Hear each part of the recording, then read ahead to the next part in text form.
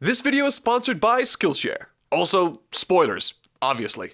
So, Avengers Endgame. It's out in theaters, and when I went to go see it opening day, it made me cry 7 times. And yes, I counted. But that got me thinking, how do films like this create emotional scenes powerful enough to make audiences like me cry? Well, today I want to talk about that exactly. Using the 7 scenes that made me cry, I'm going to explain what techniques were used to create those powerful emotional moments so that you can use these techniques in your own writing or maybe look out for them when you're watching your own movies. And admittedly, this is my own small way to pay tribute to a franchise that I've grown up alongside for the past 11 years. This is my video for Avengers Endgame.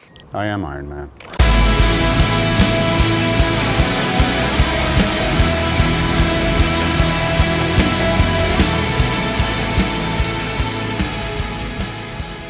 I could do this all day. In Robert McKee's screenwriting book Story, he writes, "As audience, we experience an emotion when the telling takes us through a transition in values." In other words, in order for a scene to be emotionally striking, be it happy or sad, it is most effective when there is a sudden shift from 2 opposing values. The greater the difference between them, the greater the emotional reaction from the audience. For example, in Disney Pixar's movie Up, the beginning of the film has become widely considered the most emotional part of the feature. It achieves this by showing us how Carl and Ellie meet, fall in love, and ultimately grow old together. This in turn uplifts us as an audience gradually. And so, once the writers have brought us as high as they can do naturally, we then begin to experience the transition of values. It's revealed that Ellie, someone who once was so full of life and vigor, is starting to slow down, until we finally see that shot of a balloon floating towards her hospital bed, leaving Carl alone in a world without the person he embraced the adventure of life with. This is tragedy. And that was one of the ways writers like Christopher Marcus and Stephen McFeely achieved so much emotional resonance in Avengers Endgame. At the end of 2018's Avengers Infinity War, Thanos just manages to succeed in achieving his goal. In Avengers Endgame, the film picks up right after those events, as the remaining Avengers rally together in an attempt to correct Thanos' destruction, or as Steve Rogers puts it, Let's go get this son of a bitch. armed with Carol Danvers now by their side, the knowledge of where Thanos fled to, and a plan to use the Infinity Stones to reverse the Snapshot, they corner a weakened, somewhat pathetic-looking Thanos on a farm he created for himself. The despair of the previous film has now been replaced with an achievable goal, thus giving the audience hope and optimism for the future in bringing back all those that were lost. Until... We use the stones to destroy the stones. I am inevitable. As an audience, we, like the other Avengers, think he must be lying, until it's revealed by Nebula that he isn't. Slowly, the reality sets in. Without warning, a distressed, guilt-ridden Thor slices off the head of Thanos. As the body of the Mad Titan collapses to the floor, so too collapses the hope and optimism we once had. With that, the scene comes to a close, followed by the hardest gut punch I've ever received from 3 words to appear on a theater screen. 5 years later. What follows is the desperate ruin the world is left in, as the remaining Avengers try to hold it together in whatever little way they can. The audience is now at a low point, and so, as writers do, it's time to reintroduce hope to uplift the audience once again. About halfway through the film, there is a scene that takes place in the 1970s with Steve Rogers and Tony Stark. These 2 characters take part in 2 scenes during this section. Those 2 scenes being Steve's first time seeing Peggy since her death, and Tony's first positive encounter with his father. Within this 1970s section of the film, Tony's uplifting scene and Steve's sad one serve to enhance each other. 2 scenes expertly intertwined to achieve the strongest emotional reaction for both. For example, as Steve evades the security looking for him, he flees into a random office. Within this room, he finds a picture frame of himself, 28 years after his passing. He notices that the door reads Margaret Carter. Moments later, Peggy Carter enters the room opposite Steve, the woman he loved and left behind in the 1940s. He walks up to the window and mourns the life that he lost. It's heartbreaking.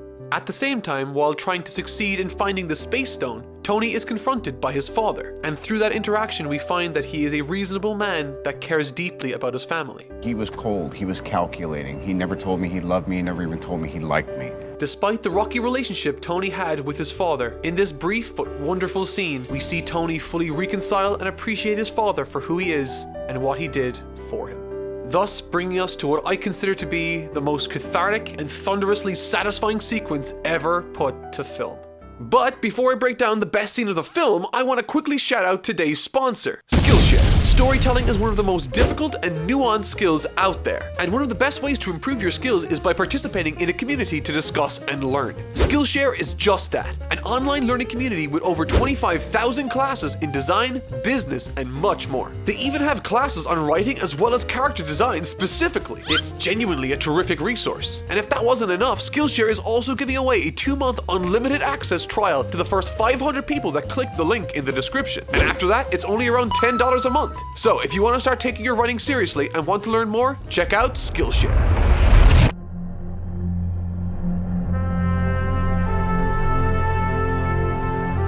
To fully understand how this scene achieved what it did, I want to first take a look at this quote from Robert McKee's book, Story. Consider these two events. Lovers argue and break up. Negative. Next, one kills the other. The second turn is so powerfully negative that the argument begins to seem positive. In the light of the murder, the audience will look back at the breakup and think, at least they were talking then. And it's this very change in values from a negative to an extreme negative in tandem with the principles we explored earlier in the video that made this scene so powerful. It opens as Thanos announces to Tony, Thor, and Steve that he will wipe out all of humanity and life in the universe this time to prevent his work from being undone. This immediately is held in our minds as a stark contrast to the original plan from the previous film that led to only 50% being killed off. And so because the beginning of this film took the time to show us the real-life consequences of the previous snap, the stakes are now higher than ever, and the audience is now ready to experience the largest value transition of the film. The fight begins, and due to a miscommunication between Thor and Iron Man, Tony gets knocked unconscious. Trying to keep the pressure on Thanos, Cap dashes in only to get smacked aside immediately. Ducking beneath Thanos' weapon, Thor joins the fray once again only to get quickly overpowered by the Mad Titan. Thor is exhausted and cornered, pummeled by Thanos. But there's hope. Thor reaches out for Stormbreaker.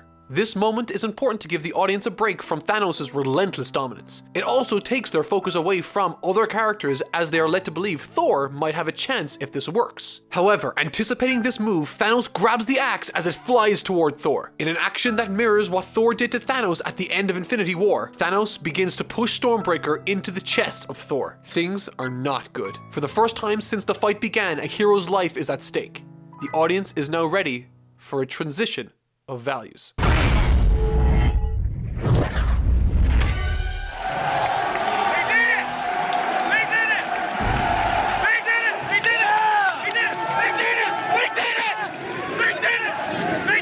I could do this all day. For the first time in a one-on-one fight, Captain America is taking it to Thanos. And because of the way this reveal has been built up to in this fight and previous films, the results are incredibly cathartic. However, this is short-lived and Thanos regains the upper hand and disarms Captain America of Mjolnir.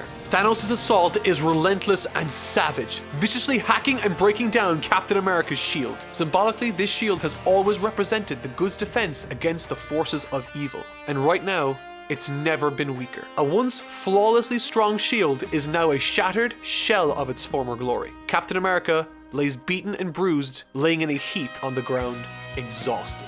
As Cap struggles to his feet, Thanos begins to explain that none of his actions up until now have ever been personal, but that this planet, he will take great pleasure in slaughtering this world and its inhabitants from existence. Once this is revealed, Thanos unleashes his enormous army of monsters. In what looks like one last inspirational act in defense of the Earth, Captain America tightens his shield and stands alone against the forces of Thanos and absolute defeat. As an audience, we are currently at our lowest point, and it is now when we experience the greatest change in values the entire film has to offer. Suddenly, a small light appears behind Steve. It quickly expands, bathing the entire screen in a warm, radiant glow. T'Challa, flanked by Okoye and Shuri, march onto the field, followed by Falcon and dozens of other golden portals of light punching and cutting through the darkness. All of the heroes that we have come to know, miss, and love have returned to fight alongside Steve in this final great effort. As the camera pans across this incredible spectacle, the music swells when finally Steve says, "Avengers! Assemble." reunited and fighting alongside one another for the first time in the 11-year history of these films, rallied against a common despicable enemy, we experience one of the most awe-inspiring, emotionally uplifting, and overwhelming sequences in the film. Within the beautiful chaos that ensues, a number of character reunitings are given a spotlight. However, none more so than Peter Parker and Tony Stark. Working effectively in the same way as Tony's interaction with his father prior in the film, this is a moment in time that clearly demonstrates Tony's emotional development and maturity across the franchise. It's simple but incredibly effective. Lovingly embracing his surrogate son, Tony has emotionally matured. The film is filled with emotionally engaging scenes throughout, but none more so than these two instances. Having been haunted by Thanos' looming threat and destruction for 11 years of his life, Tony finally finds himself in the unlikely position to change it all. But why was it moving? The screenplay of the film is structured such that it continues to contrast strong negative instances with positives, much like the other scenes in the film we've discussed. However, changes in value are not restricted to the films that they take place in alone, and this film's greatest strength is its paying off and callbacks to long-time franchise-spanning story arcs. And what do you say to your other nickname, the Merchant of Death? That's not bad. I'm just not the hero type, clearly. I am Iron Man. You're not the guy to make the sacrifice play, to lay down on a wire and let the other guy crawl over you.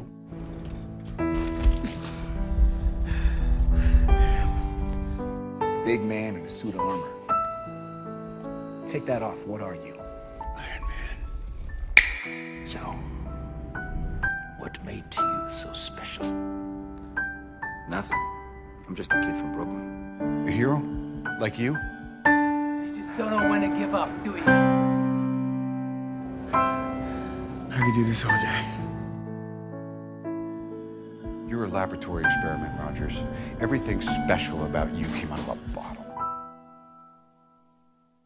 The conclusions to Tony Stark's and Steve Rogers' stories are beautiful. The giving up of a life and the gaining of a new one. Both poetic and beautiful in their own different ways. The film, beginning in utter despair, concludes with one beautiful, perfect moment in time. The Marvel Cinematic Universe is filled with funny, memorable, and heartbreaking moments, all expertly woven together into a tapestry the likes of which we might not ever see again. Endgame is a film that rewards its viewers for the intimate understanding of all the characters and inhabitants of its universe, resulting in an experience that is both overwhelming and spectacular, full of payoff, catharsis, and intense passion from start to finish. If there's anything that I have left to say, it's thank you. Thank you for these films, and thank you, Marvel. I love you 3000.